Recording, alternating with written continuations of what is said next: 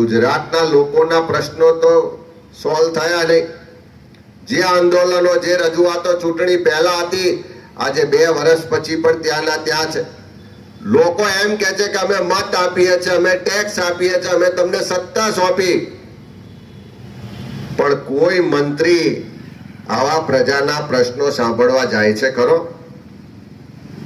લોકોની વચ્ચે બસ સ્ટેન્ડે આવીને ઉભા રહે કોઈ મંત્રી કે જેને જે પ્રશ્નો કરવા હોય આવો, એવી હિંમત છે ખરી કોઈ મંત્રીમાં?